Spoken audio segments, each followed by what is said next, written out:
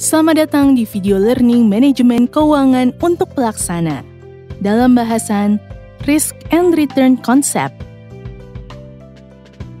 Bahasan ini terdiri dari Risk and Cost of Capital dan Cost of Capital proyek atau divisi.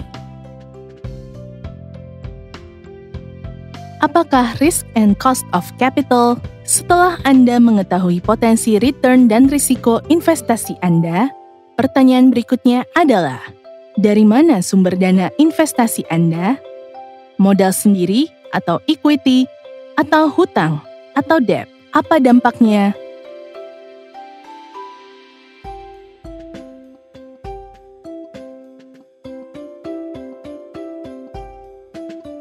Terdapat dua perusahaan dengan capital structure sebagai berikut.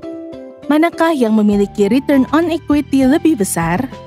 Equity atau modal sendiri biasanya lebih mahal dibandingkan dengan debt atau hutang, karena sifat return yang diberikan berupa sisa keuntungan atau net income.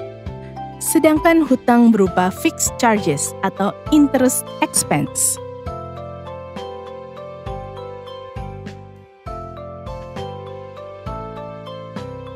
Mari perhatikan visual berikut. Pada saat boom, debt memberikan keuntungan yang lebih besar. Namun, saat resesi akan memberikan keuntungan lebih kecil. Hal ini biasa disebut dengan leverage effect. Perusahaan harus memperhatikan komposisi capital structure karena tidak hanya mempengaruhi ROE, tapi juga solvabilitas atau kemampuan membayar hutang, terutama saat resesi.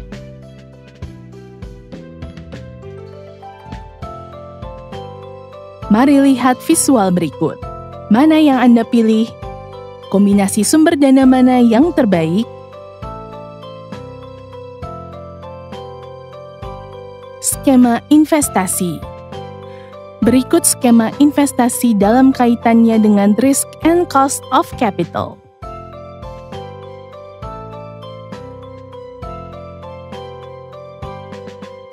Apa itu cost of capital dan mengapa penting? Sebagaimana kita ketahui, return yang ditawarkan suatu aset setara dengan risiko yang dikandungnya. Return yang diperoleh investor merupakan cost yang harus dikeluarkan oleh perusahaan atau pemerintah selaku penawar atau penjual aset tersebut. Biaya modal atau cost of capital adalah biaya real yang harus dikeluarkan oleh perusahaan untuk memperoleh dana, baik yang berasal dari hutang, saham preferen, saham biasa, dan laba ditahan untuk mendanai suatu investasi, pendanaan proyek, atau operasi perusahaan. Menghitung cost of capital berfungsi pada 1. Maksimalisasi nilai perusahaan atau value of the firm. 2. Pengambilan keputusan penganggaran modal atau capital budgeting. 3. Penentuan required rate of return pada proyek yang didanai.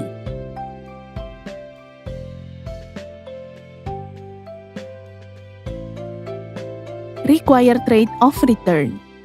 Required rate of return atau RRR merupakan tingkat suku bunga yang diharapkan atas dana yang diinvestasikan. Perhitungannya didasarkan pada risiko cash flow atas proyek atau investasi yang didanai tersebut.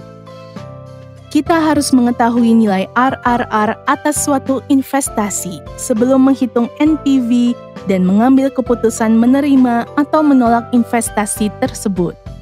Nilai required rate of return atau RRR yang tepat paling tidak dapat mengkompensasi investor pemberi sumber dana kita. Kompensasi inilah yang disebut dengan cost of capital.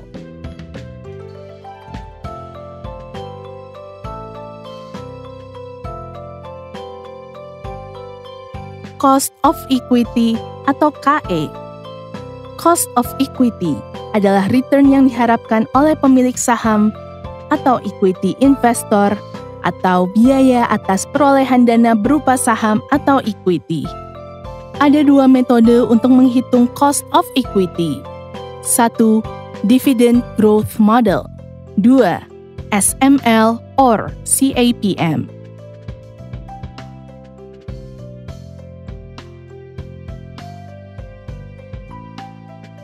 Berikut adalah ilustrasi perhitungan cost of equity atau KE dengan dividend growth model.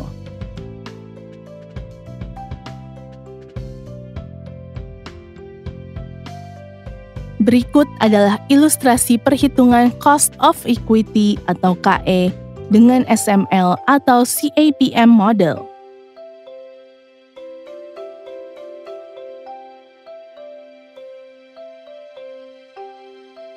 Cost of debt atau KD. Cost of debt adalah return yang diharapkan oleh pemberi hutang atau debt investor atau biaya atas perolehan dana berupa hutang atau debt. Hutang yang dihitung hanya yang memiliki biaya bunga saja, seperti hutang bank dan obligasi. Untuk hutang bank, cost of debt yang digunakan adalah tingkat bunga.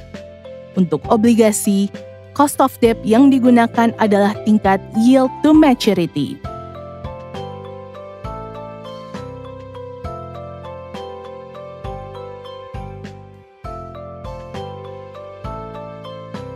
Yield to maturity atau YTM adalah annual return yang diperoleh investor obligasi jika investor tersebut membeli obligasi hari ini dan memegangnya hingga jatuh tempo.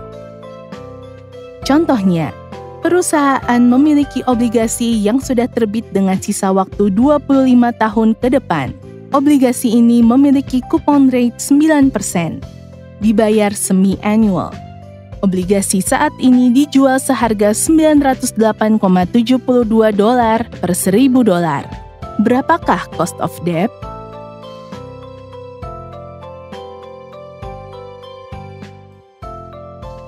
Berikut adalah ilustrasi perhitungan cost of debt atau KD.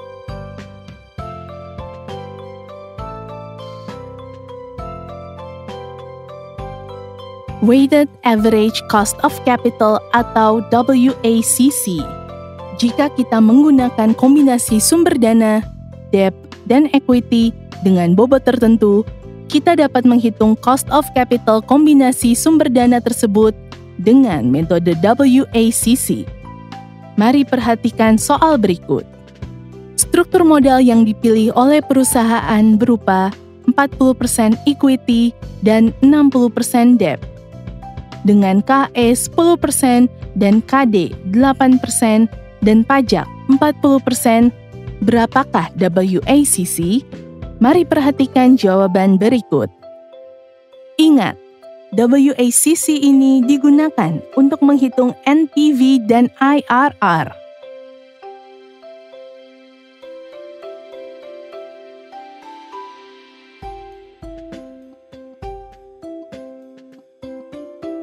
Net Present Value. Net Present Value atau NPV. NPV adalah selisih antara cash inflow dan cash outflow dengan memperhatikan faktor time value of money. Syarat, proyek diterima jika NPV lebih besar atau sama dengan 0. Mari perhatikan visual dan rumus berikut.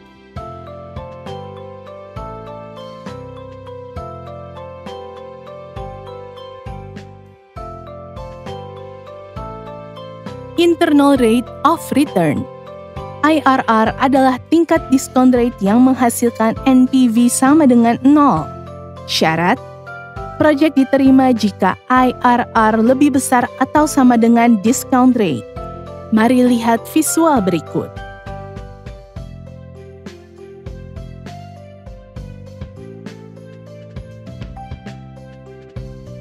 NPV dan IRR. Berikut adalah ilustrasi penghitungan NPV dan IRR untuk menentukan kelayakan investasi sebuah proyek. Investasi dikatakan layak jika NPV lebih besar dari 0 atau positif dan atau IRR lebih besar dari cost of capital. Sampai jumpa di video learning berikutnya.